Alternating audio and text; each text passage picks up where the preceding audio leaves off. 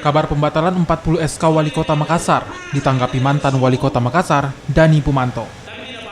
Ia memastikan seluruh SK yang dibuat di masa jabatannya tidak cacat administrasi dan sesuai dengan aturan serta Undang-Undang Aparatur Sipil Negara.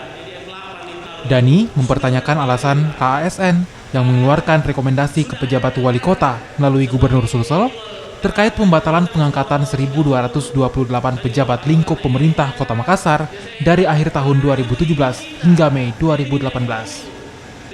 Kalau diikuti berarti kerugian negara, berarti membatalkan semua produk hukum yang ada. Dan itu akan menimbulkan kerugian negara. Terus pertanyaannya, apa urgensinya?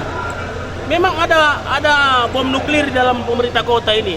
Padahal inilah kabinet saya yang mendapatkan prasamnya Purnakarya Nugraha. Kalau pikirannya bahwa semua kerja Pak Dani tidak usah dibeli, mestinya prasamnya tidak usah diambil. Prasamnya itu puncak